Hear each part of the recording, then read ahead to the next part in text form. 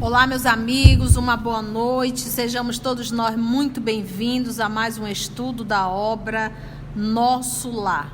Hoje é exatamente 30 de agosto de 2021. Vamos então envolver a nossa querida amiga Carla, que irá fazer a nossa prece de gratidão, e ela será continuista hoje.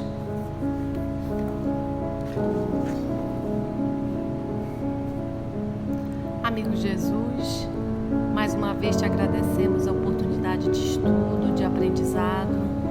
Como é bom aprender, ampliar nossos horizontes, enlarguecer nosso entendimento e te encontrar em tudo isso. Ajuda-nos a entender melhor, inspira-nos e nos acompanha. Que assim seja. Estamos no capítulo 29, a visão de Francisco. No estudo passado, nós vimos o capítulo iniciar com uma, vamos dizer assim, uma ligação da dona Laura, preocupada com o André, que não voltou para casa porque se ofereceu para os trabalhos da noite, né, que só tinha Narcisa e um outro, e muitos pacientes. Os outros tinham ido para... Os samaritanos tinham ido para trabalhos fora da colônia e ela estava, vamos dizer assim, assoberbada. E ele se oferece voluntariamente e esquece de avisar a dona Laura. E ela fica muito satisfeita com esse progresso dele. Para quem não queria trabalho, já está ali trabalhando, né? Não queria trabalho, né? Ele não queria esse trabalho, assim, ele estava escolhendo, né? Ele imaginou que ele seria médico no mundo espiritual. Isso, né? Aí ele estava meio triste, mas já se lançou voluntário aqui no trabalho. E nós estamos vendo agora o caso do Francisco, que vê monstros, grita por Narcisa, e ela explica para ele que ele tem que se acalmar, melhorar, que os monstros vão sumir, porque na verdade os monstros são os vermes que corroeram o corpo dele. Ele é muito apegado à matéria e não consegue se desprender disso e fica vendo esses monstros. E nós estamos aqui ainda onde ela está continuando as explicações sobre o caso do Francisco. Lembrando que ele recebeu essa assistência por mérito do pai, né? Não dele, porque foi uma imprudência esse acidente dele, tá bom? Então vamos continuar esse diálogo entre o André Luiz e a senhora Narcisa. Só o finalzinho. Trouxeram-no os samaritanos quase à força, que ele não queria ir. Seu estado, contudo, é ainda tão grave que não poderá ausentar-se tão cedo das câmaras de retificação.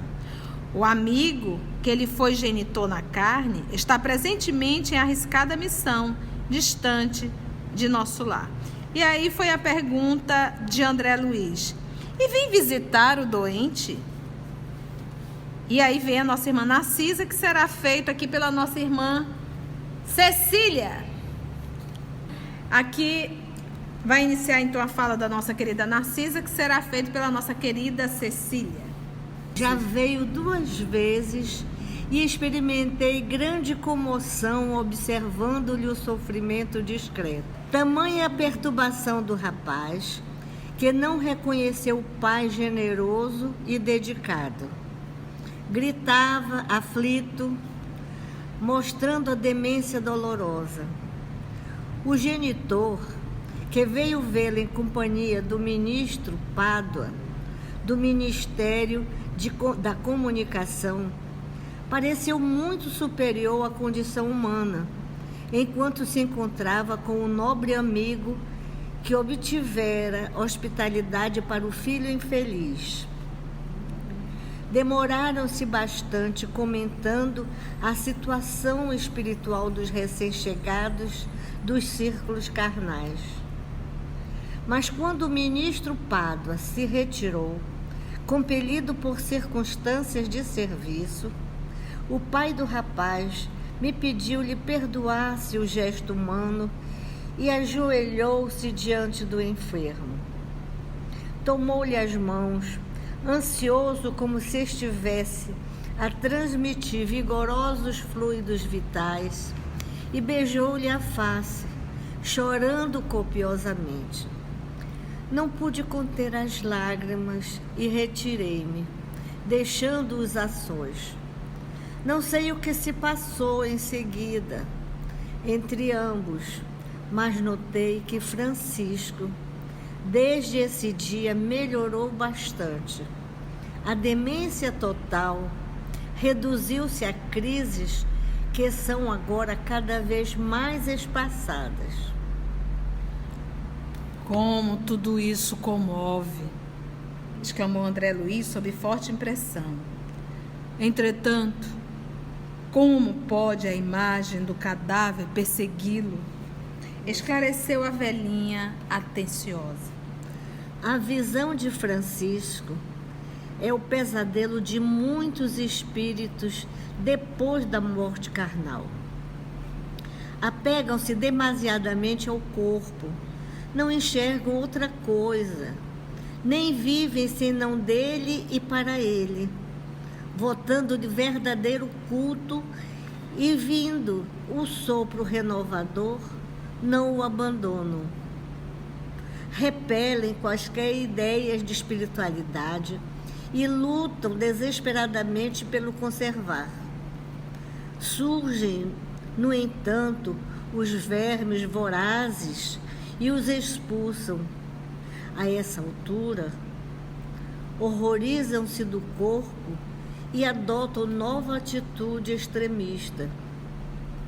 A visão do cadáver, porém, sobrevêm perturbações e crises mais ou menos longas, e muitos sofrem até a eliminação integral de seu fantasma. Notando-me a comoção, Narcisa acrescentou: Graças ao Pai, venho aproveitando bastante nestes últimos anos de serviço. Ah, como é profundo o sono espiritual da maioria dos nossos irmãos na carne. Isto, porém, deve preocupar-nos, mas não deve ferir-nos. A crisálida cola-se à matéria inerte, mas a borboleta alçará o voo. A semente é quase imperceptível e, no entanto, o carvalho será um gigante. A flor morta envolve a terra, mas o perfume vive no céu. Todo embrião de vida parece dormir. Não devemos esquecer estas lições. E Narcisa calou-se sem que me atrevesse a interromper-lhe o silêncio. Agora vamos comentar essa fala da senhora Narcisa, muito atual e que serve para todos nós. Vamos voltar aqui. Vamos na fala da senhora Narcisa. A primeira pergunta, o sofrimento do Francisco muito grande, ela já nos falou desse pai que tenta ajudar e interceder por esse filho. Então, meus irmãos, quando o Livro dos Espíritos, que vai falar sobre a responsabilidade da educação paterna, da educação materna, da educação dos pais, ele fala algo muito interessante. Na questão 208 de Livro dos Espíritos, Kardec perguntou assim: os espíritos dos pais exercem alguma influência sobre os dois filhos após o nascimento destes? Resposta: muito grande. Então, exerce alguma influência muito grande. Conforme já dissemos, os espíritos devem contribuir para o progresso um dos outros. Pois bem, os espíritos dos pais têm por missão desenvolver os de seus filhos pela educação. Isto constitui para eles uma tarefa. Se falharem, serão culpados. Então, se nós pegarmos essa questão, a questão 208, a resposta é muito dura, serão culpados. A gente está acompanhando agora a história do Francisco. E nós vamos ouvir aqui a declaração da senhora Narcisa sobre o sofrimento desse pai. Quer punição maior para um pai ou para uma mãe em ver o seu filho sofrendo, sua filha sofrendo? Sofrendo por conduta moral, quer condenação maior? Então, aqui esse sofrimento do pai foi a falta lá no processo da educação. Nós nos preocupamos muito em intelectualizar as crianças e não nos preocupamos em moralizar os nossos filhos. Conduta moral. Aproximar essa criatura do Evangelho de Jesus. Olha, meus irmãos, nós vivemos uma fase, nós de 50 anos para lá, que ir à igreja, a religião, fazia parte da nossa vida social. Os nossos pais iam e nós íamos juntos. Tinha que fazer crisma e primeira comunhão. Dormir, tinha que orar, a gente tinha que fazer o Pai Nosso. Então, por mais que a gente não compreendesse a extensão de tudo, os nossos pais tiveram o dever de nos apresentar a religiosidade. Pergunto, nós fizemos isso com os nossos filhos? Não, nós nos preocupamos só com a nota 10, com a aula de inglês, com a aula de espanhol, com a aula de química, com a aula de física, porque nós queríamos que ele tivesse uma profissão para ter dinheiro. Nós não nos preocupamos com a moral. Quantas vezes o filho, ainda criança, você comeu todo o seu lanche? Não, mamãe, eu dei para o fulano. Como você deu para o fulano? A mãe do fulano tem que dar o lanche dele. Você tem que comer tudo. Não tem que estar dividindo. Mamãe, fulano me bateu. Bata também, você tem que aprender a se defender. Então, meus amigos, a gente vai pagar um preço muito alto. É ver o que nós fizemos dos nossos filhos. Tocamos muito nesse assunto aqui com a própria família de André Luiz. A mãe de André Luiz sofre em ter visto todos os filhos no umbral. Todos. Exceto a que saiu com 4 anos de idade do processo, que desencarnou, retornou à pátria espiritual. Mas todos os filhos que ela educou foram para o umbral. Facilidades. A gente criou uma neurose. Eu quero dar para o meu filho o que eu não tive. Aí a gente está criando esses monstrinhos aí de uma facilidade só, que não sabe lidar com não, que não sabe o que é luta, não sabe o que é sacrifício, porque a gente dá tudo. Nós vivemos uma época que era 4, 5, 6 dentro de um quarto só, que era um monte de menino. Agora a gente se preocupa em dar um quarto para cada, cheio de rococó, com tudo dentro. O que você está dizendo para esse menino? Não precisa trabalhar não, papai e mamãe dá tudo. Facilidade. No dia que a facilidade educar, esse mundo será bem diferente, mas não é. Facilidade não educa, deseduca. Então é bom saber o preço das coisas. É excelente dizer não.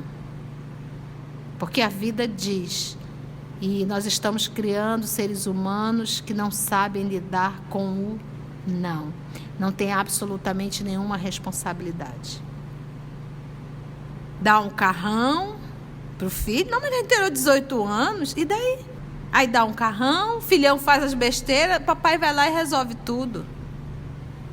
Continua nesse ritmo. Depois você vai sofrer amargamente. Então, criar filho, gente, não é ter um filho adulto. Os animais fazem isso. Eles cuidam da cria. Nós temos uma diferença dos animais. A gente tem a moral. E devemos moralizar os nossos filhos. Então, olha aqui o pai, a agonia do pai no mundo espiritual. E aí o André perguntou, e o pai vem visitar? Já veio 2 vezes, diz a nossa Narcisa. Só um instante. E notar que o pai está em trabalhos bem, né? Porque ele não pode ficar, nesse momento, cuidando do filho. O período que tinha que fazer era quando estava na terra. Então, já veio 2 vezes e experimentei grande comoção, diz a Narcisa. Observando-lhe o sofrimento discreto. Então ele não chegava, ai meu filho, não. Era aquele sofrimento discreto. Tamanha é a perturbação do rapaz, do Francisco, que não reconheceu o pai generoso e dedicado. Não reconheceu o próprio pai. E a gente vê isso. Eu vivi uma experiência de uma tia do coração que se comunicou através de uma médica. Isso não foi dentro do centro espírita, não. Isso foi fora. Foi uma coisa muito interessante. Ela sofreu um acidente, uma morte muito estúpida. E ela tinha 2 filhos, mas ela só conseguia lembrar de um.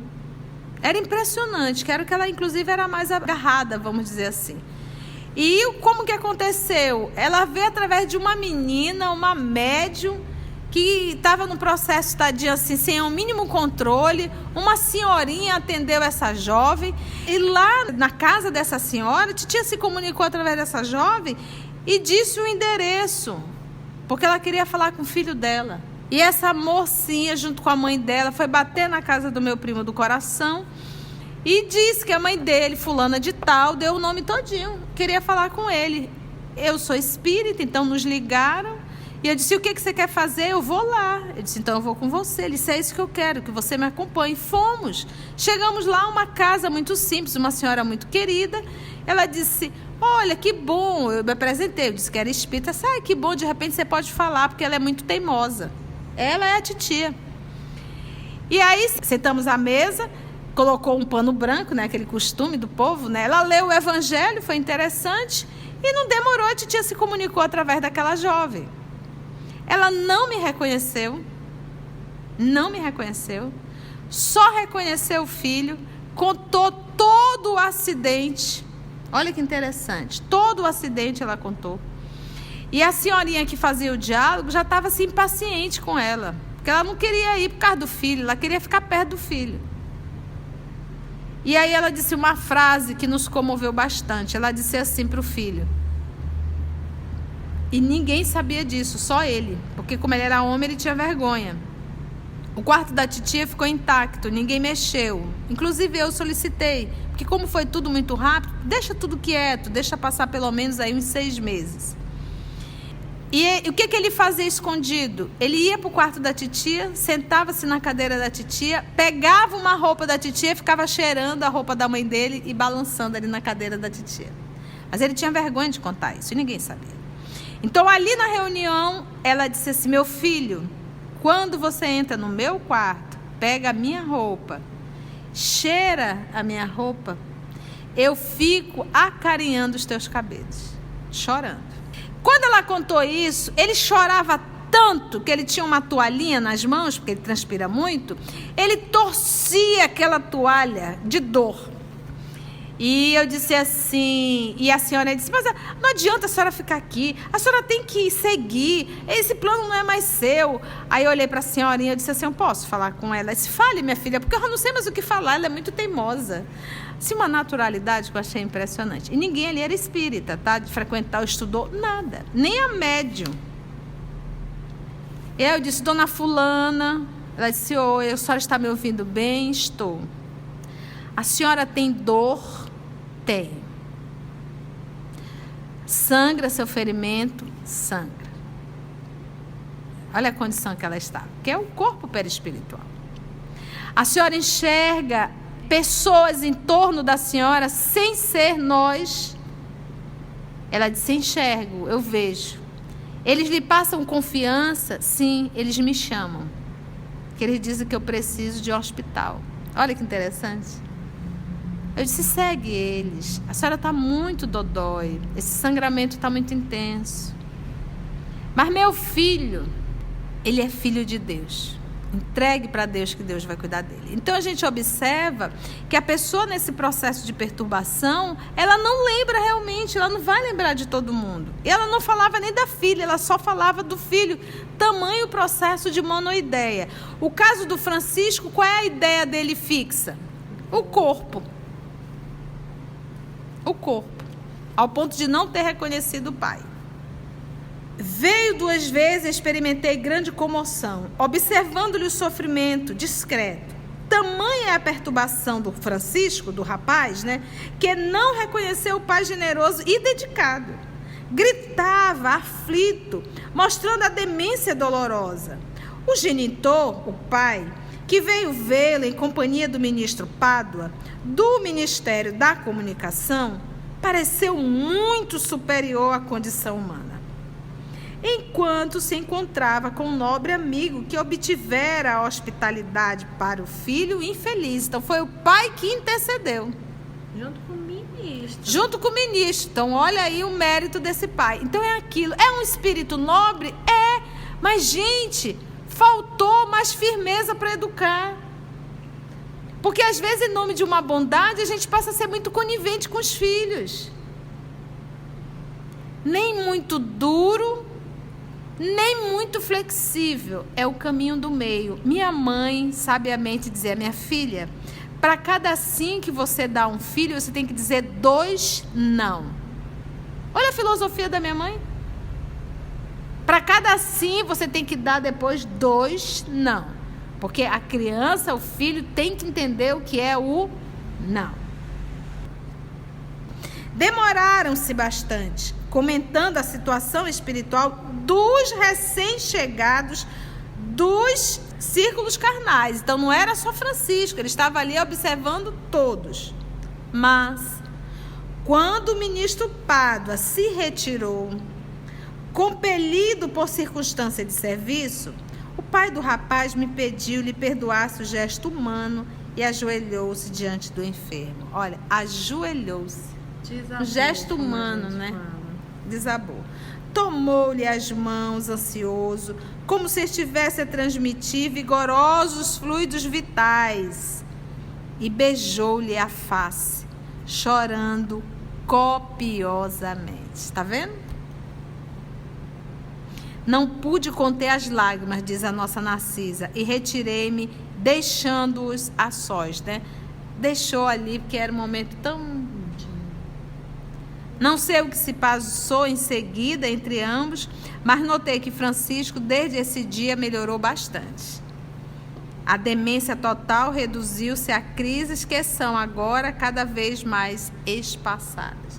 Então, Francisco está aí não por merecimento próprio, mas pelo Pai. Pelo Pai. Então, olha só, foi uma encarnação que o homem não tem mérito de nada. Ainda adiantou o seu retorno com acidente. Tu já pensou que miséria é essa? Que pobreza é essa? Você voltar ao mundo espiritual não ter mérito de nada. Como assim? Você não angariou nada. Você não fez bem nenhum. Você viveu só em função própria. Aí é para acabar, né? A demência total. Demência total. E aí o André, muito comovido, ela ainda...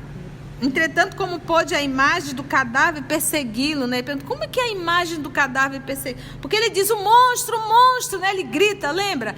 Mas é o quê? Que ele ficou preso ao corpo. Quando os vermes começaram a correr, foi que ele se espantou. E ele chama de monstros. Então, vamos ver. A visão de Francisco é o pesadelo de muitos espíritos depois da morte carnal. E quando eles dizem muito... É muito mesmo. Muito mesmo. Desconfie quando os espíritos dizem muito. E a mesma coisa, desconfia quando eles dizem raro.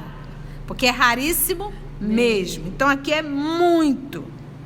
Muitos espíritos depois da morte carnal. É o pesadelo. Apegam-se demasiadamente ao corpo. Gente, basta você abrir rede social. Como as pessoas valorizam a forma física. Se orgulham da forma física quando tem um número 38, né? E fica ali na exposição. Você tem noção o dinheiro que os cosméticos movimentam no nosso planeta? Você tem noção a quantidade de dinheiro para cirurgias plásticas? Nós não temos noção. Mas isso mostra o quanto nós valorizamos e investimos na forma perecível. E não não é que não se deva valorizar esse corpo, mas só valorizar esse corpo em detrimento do conhecimento espiritual, do moral, que é o caso dele. Ele não tem noção nenhuma de nada após essa vida material. Uma coisa é cuidar da saúde física, cuidar do uniforme, a limpeza, a higiene, né? A alimentação, o exercício físico. Mas nós não estamos mais aceitando nem a velhice.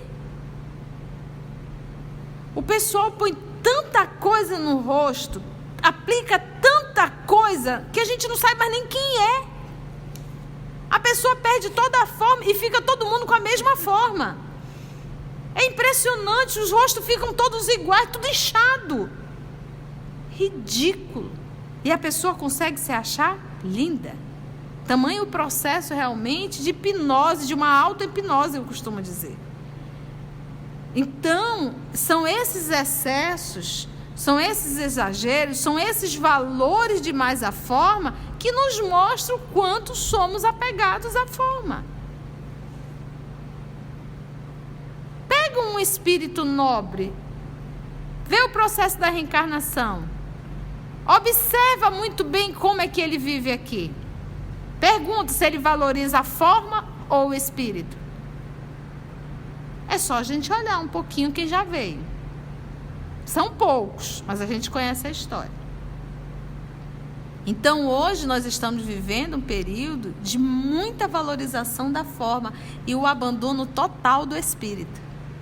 Porque não dá para servir a dois senhores. Quem muito valoriza a forma, nada valoriza o espírito.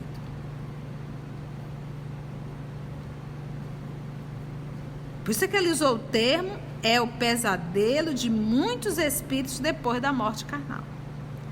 Apegam-se demasiadamente ao corpo, não enxergam outra coisa, é só forma. Nem vive senão dele, do corpo, para ele, para o corpo. Não é só cuidar, é tudo que o corpo me proporciona. Não é só estética, beleza, mas as sensações que ele me proporciona. Em detrimento das emoções espirituais. Se a gente acha que beber, comer e procriar são sensações maravilhosas, é porque a gente não faz ideia das emoções espirituais, que são muito, muito, muito maior do que as sensações fisiológicas, primitivas. Você tem noção do êxtase de uma Madre Teresa, de uma Irmã Dulce, de um Chico Xavier, da própria Teresa d'Ávila? Aí tu quer me comparar um êxtase desses espíritos nobres com uma sensação de estar comendo, ou de estar procriando, ou de estar simplesmente fazendo sexo, ou de simplesmente olhar para o espelho e dizer, nossa, que legal. É capaz de ficar 2, 3 horas num salão de beleza ou dentro de uma academia e não consegue separar 30 minutos para fazer um estudo moral? Pronto, tá claro, agora é isso. Isso é detrimento. Isso é valorizar a forma. É capaz de todos os dias em uma academia passar 2, 3 horas lá dentro e não separar um dia para fazer um estudo do Evangelho. Voltando-lhe ao corpo verdadeiro culto. E vindo o sopro renovador, o que é o sopro renovador? Desencarnação. Não o abandona. Não abandona quem? O corpo. Por quê? Porque foi a quem eu cultuei a vida inteira. Não existe mais nada. Repelem quaisquer ideias de espiritualidade. Repelem. E lutam desesperadamente pelo conservar. Conservar quem? O corpo. Surgem, no entanto, os vermes vorazes e os expulsam. Porque aí vem o desespero de ver o corpo sendo devorado pelos vermes. A gente não faz o nosso trabalho, mas os vermes vão fazer os deles. A própria lei da natureza. Então, gente, uma coisa é cuidar do uniforme, a outra coisa é idolatrar o uniforme. O uniforme não pode estar no primeiro da lista. O primeiro da lista a ser cuidado é o ser imortal, que somos, o Espírito. Surgem, no entanto, os vermes vorazes e os expulsam. A essa altura, horrorizam-se do corpo e adotam nova atitude extremista. Extremista, então, abandona totalmente o corpo, né? Foge do corpo agora. A visão do cadáver, porém, como forte criação mental deles mesmos, atormenta-os no imo da alma. A imagem fica. Sobrevêm perturbações e crises, mais ou menos longas, e muitos sofrem até a eliminação integral do seu fantasma. Narcisa ainda acrescentou: graças ao Pai, venho aproveitando bastante nestes últimos anos de serviço. Como é profundo o sono espiritual da maioria de nossos irmãos na carne. Mais uma vez, maioria. Sono profundo. Mas esse sono é com pesadelos. Isto, porém, deve preocupar-nos, mas não deve ferir-nos. Então, ele diz assim, é preocupante olhar para o Francisco? Mas eu não posso deixar que isso me prejudique. Na condição de trabalhadores, porque lembra que ele está muito comovido, o André Luiz, com esse sofrimento. É aquela coisa, como é que você vai cuidar do outro entrando em crise emocional também? Né? Deve preocupar-nos, mas não deve ferir-nos. A crisálida cola-se à matéria inerte, mas a borboleta, o sarau voam, não é verdade? A semente é quase imperceptível, no entanto, o carvalho será um gigante. O carvalho, gente, ele chega de 30 a 40 metros de altura e partiu de uma semente. A flor morta volve à terra, mas o perfume vive no céu. Todo embrião de vida parece dormir. Não devemos esquecer estas lições. Então, ali ele está na condição de estar numa crisálida. Mas um dia ele vai virar borboleta. Então, meus amigos, você vai dizer, tia, então eu sou uma crisálida. Gente, a gente já está sendo crisálida já há séculos e milênios. Se você está nos ouvindo pelo canal, ou se nós estamos aqui ouvindo essa lição, tem um anexo dizendo assim, esta é a hora de mudança. Porque se não fosse, nós não estaríamos aqui e você não estaria ouvindo. Porque o papai só nos chama para uma lição quando a gente está pronto para ouvir. Basta nós termos vontade firme. E assim, meus amigos, agradecemos a Deus, nosso Pai, por mais um momento de estudo e reflexão. Agradecemos a espiritualidade amiga e até o nosso próximo encontro, preparando o nosso lombo, porque Espiritismo sempre dá essas boas chicotadas. Que Deus nos abençoe e que nós possamos nos encontrar com a graça de Deus, se Ele assim nos permitir.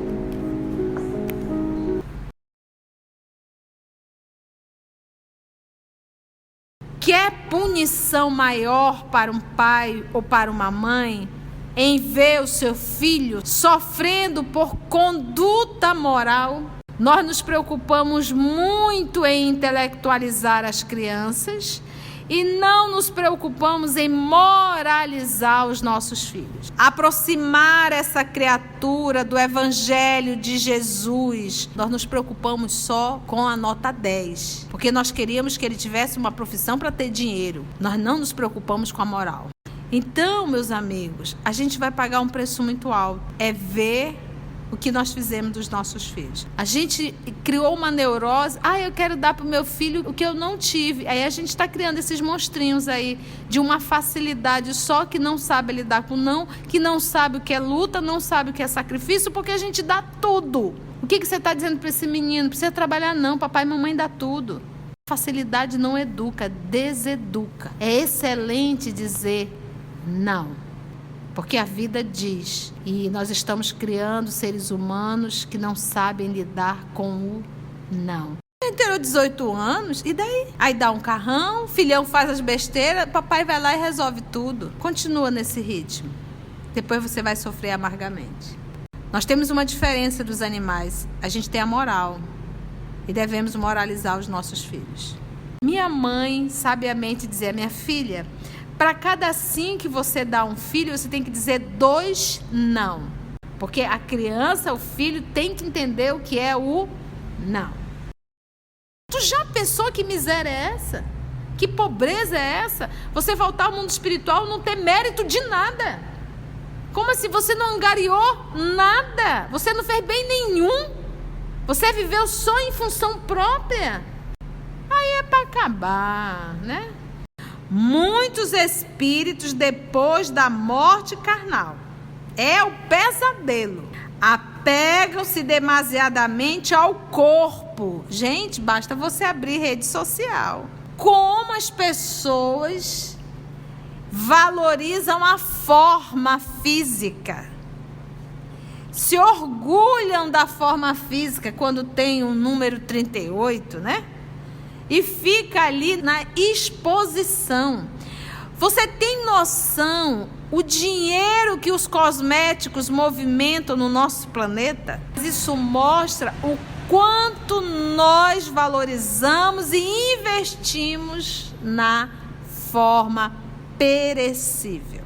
Uma coisa é cuidar da saúde física, cuidar do uniforme, a limpeza, a higiene, né? A alimentação, o exercício físico. Mas nós não estamos mais aceitando nem a velhice. O pessoal põe tanta coisa no rosto, aplica tanta coisa, que a gente não sabe mais nem quem é. A pessoa perde toda a forma e fica todo mundo com a mesma forma. É impressionante, os rostos ficam todos iguais, tudo inchado. Ridículo.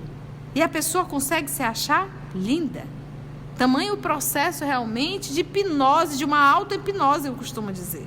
Então, hoje nós estamos vivendo um período de muita valorização da forma e o abandono total do espírito. Porque não dá para servir a 2 senhores. Quem muito valoriza a forma, nada valoriza o espírito. Não é só estética, beleza, mas as sensações que ele me proporciona, em detrimento das emoções espirituais. Se a gente acha que beber, comer e procriar são sensações maravilhosas, é porque a gente não faz ideia das emoções espirituais, que são muito, muito, muito maior do que as sensações fisiológicas. Você tem noção do êxtase de uma Madre Teresa, de uma Irmã Dulce, de um Chico Xavier, da própria Teresa d'Ávila? Aí tu quer me comparar um êxtase desses espíritos nobres com uma sensação de estar comendo ou de estar procriando?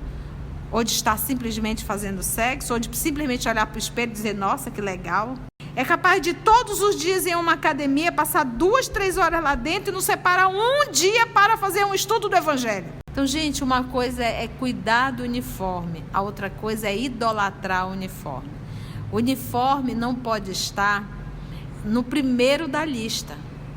O primeiro da lista a ser cuidado é o ser imortal que somos, o Espírito. Se você está nos ouvindo pelo canal, ou se nós estamos aqui ouvindo essa lição, tem um anexo dizendo assim: esta é a hora de mudança.